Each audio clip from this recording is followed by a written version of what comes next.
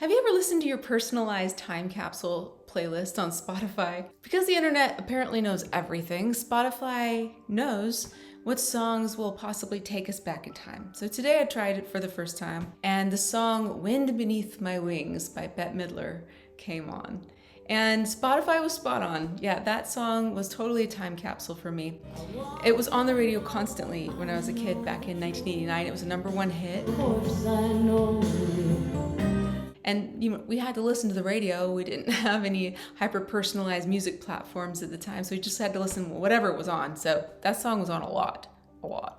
And I'll be honest, I was about to skip that song because I basically still have it tattooed in musical form in my brain. It's kind of a corny song. I've heard it a zillion times, but something about it made me stop, and I didn't skip it.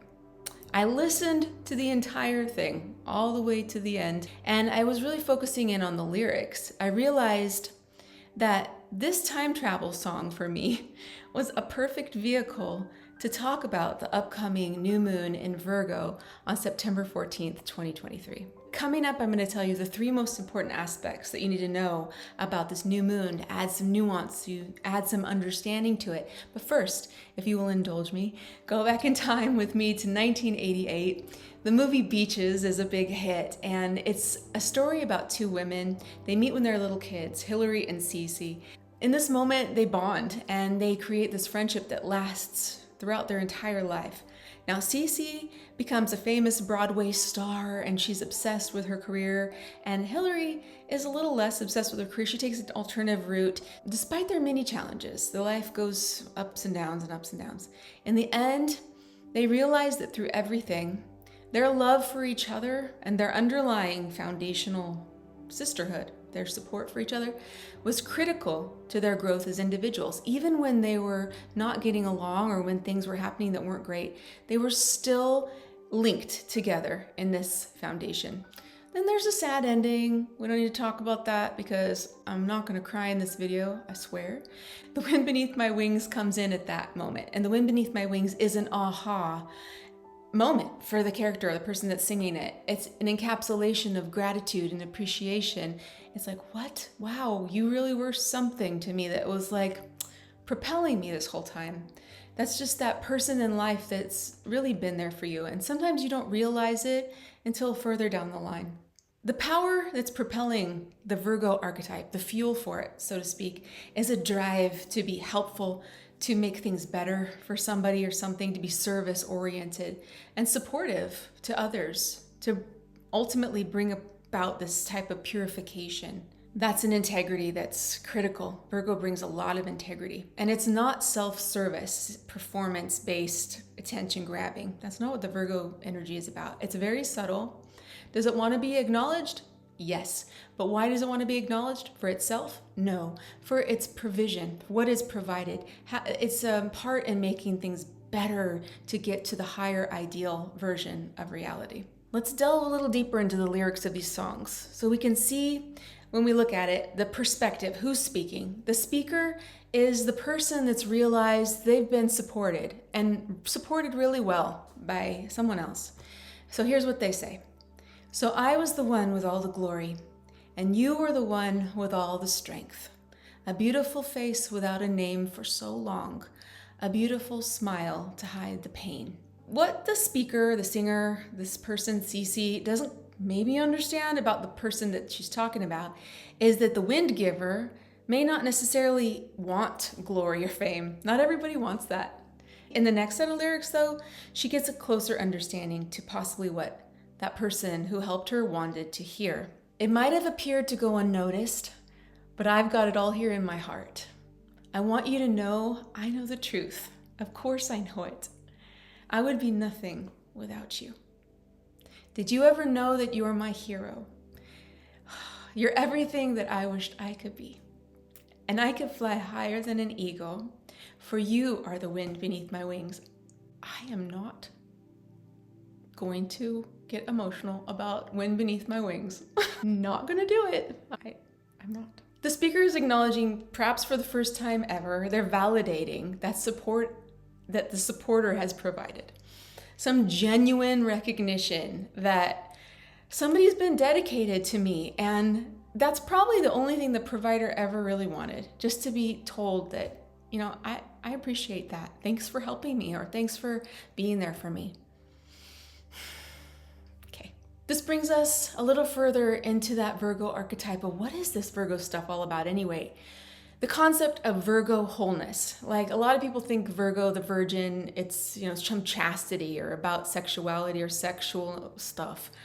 It's nothing really about that. When we pull back and see it from a bigger perspective, Virgo in its purity is fulfilled without needing any other input. It's pure. It doesn't need to be mixed with anything. It's contained, and it has an abundance of self-awareness, or has an abundance of wholeness. I don't know, for lack of a better word, I can't think of a better word to say.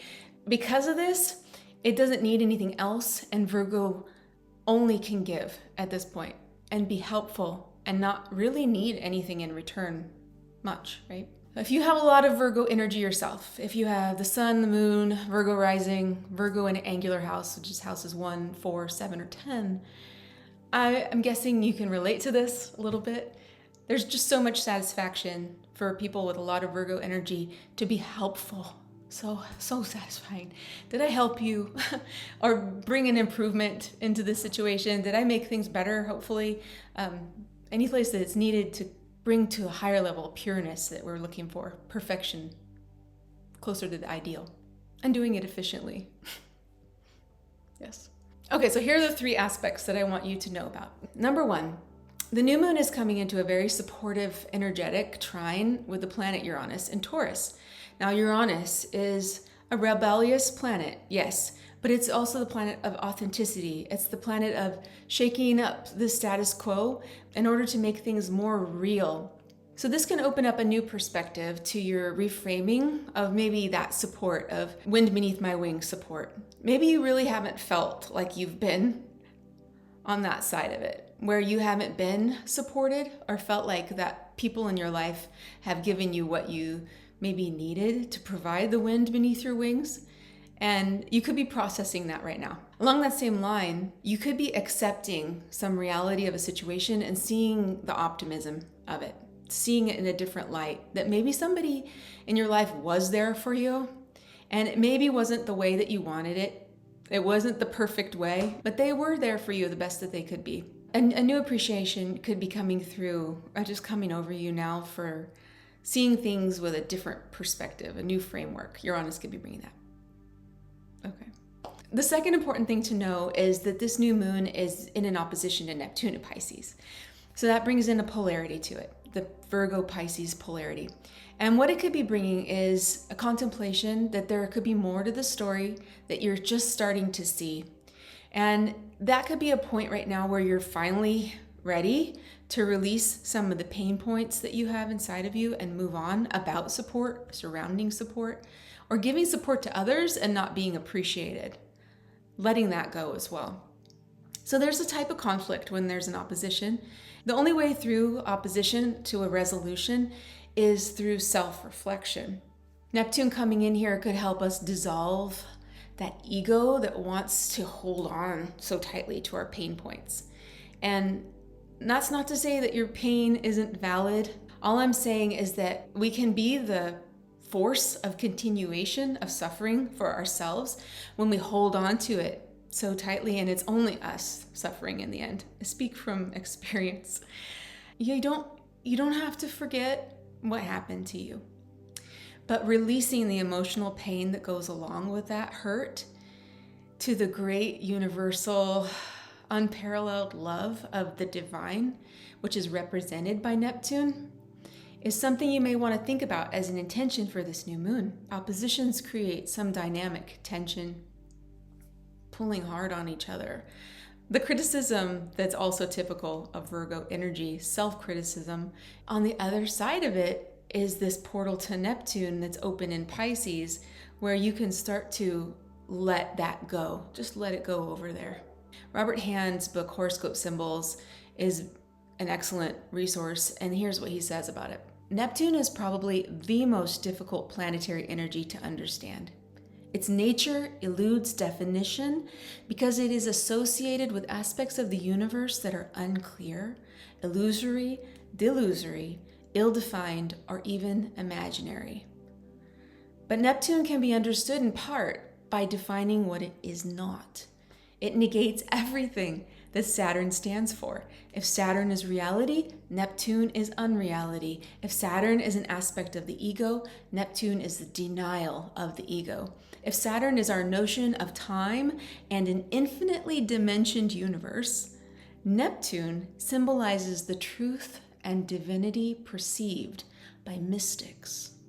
At the highest level, Neptune represents nirvana, where all individuality is merged into infinite oneness of being and consciousness. That is so incredible to contemplate a Virgo release of control, of a desire to be perfect, to being one with the universe and infinite consciousness. As one person, we never can be perfect. We can't. But when we merge in a way and help each other to get to an ideal as a group, that thing that we become as a collective consciousness can reach perfection. I believe that. Neptune is in Pisces, currently co-present with Saturn. They are sharing a house. They're sharing a sign. And Saturn is usually quite uptight, fundamentally. It's kind of the build of Saturn, a little bit uptight. But Saturn in Pisces, for lack of a better metaphor, is kind of microdosing on plant medicine right now. Saturn, for Saturn stuff, is quite chill. But it's not just deleting all of its Saturnness. It brings a lot of structure and balance to the illusory elements of Neptune. So something very real, something very clear for you could be seen through the mist while these two planets are together. Number 3, one more consideration to add to the mix is that this new moon is in range of a trine to Pluto. And that adds a lot of supportive trine energy for metamorphosis, for change, for catharsis, for release, for letting something go. The ultimate purpose overall of Pluto, it's to purify, but it's at maxed out level, because in order to purify with the Pluto element, Pluto basically totally destroys whatever's holding the individual back. Whatever experience Pluto brings is potentially very challenging because the aspects that Pluto shows us may be deeply buried and held onto as part of our reality creation. These scripts, these self-limiting beliefs, the things we think are part of our past that define the rest of our lives, we're holding on to them. Pluto's like, oh yeah, want to hold on to that? Let me just destroy everything that's holding up that falsehood. So I'm not saying that's bad, okay? Because we've got Pluto coming in a trine. So Pluto is the deep, dark, truthful mirror. It's going to show you things you may not be ready to see in general, but when it's in a supportive aspect to a new moon, which is about setting intentions, it's about trying to see how can I become better? What can I do? What are my goals in this area of life? This can be a supportive showing where you're ready. Like, okay, I'm ready to let that go. Knowing all this, what are some practical ways to work with this new moon cycle? Top of the list, help someone. Be the wind beneath someone else's wings with no expectations of reciprocation, just going beyond the ego by selflessly serving someone else and not requiring anything back. This is also a really good time to acknowledge a person or people that have supported you throughout your life. Just really explicitly telling them that, hey, I appreciate the sacrifices you've made for me. I see that you've been supporting me for a long time. I value the part you play in my life. You can even go so far as to tell them, did you ever know that you're my hero? Why not? The new moon, it's that time. Set goals, set intentions, think about the concepts or ideas, letting them marinate in your mind about whatever archetype is coming up. And this is the Virgo one. These concepts are going to ripen up and come to some major illumination. It's always 6 months away from the new moon. So 6 months from now, we're going to get a Virgo full moon. On top of that, this Virgo new moon is going to heavily flavor the next month, the next cycle, until we get the new moon in October. That just happens to be the start of eclipses. The eclipses are points of major beginnings and major endings. So the Virgo new moon can be a really potent time for personal growth by actively pursuing some kind of purification, some gratitude, or even selfless service. The Virgo archetype in the vacuum is one of complete wholeness, complete self-sovereignty. And when Virgo's in focus, it's a reminder that you have that inside of you. You have the potential for an enormous amount of strength, wisdom, and ability to be healing from the inside out through self-analysis. And on the other end of that Virgo purification, where if you let it yourself release without criticizing or judging, then you can have that harvest, the earthly harvest of those emotions and letting them go, to the spiritual harvest on the other side of Pisces. Neptune's there to dissolve your pain through Pisces into the ether, letting it go and replacing it with some peace inside of you. I didn't cry. I was close, but I didn't. I'm very contained in my Virgo-ness right now, so I'm good. I was able to keep it together. I hope you have a lovely new moon in Virgo, and I like you just the way you are. I'll talk to you next time.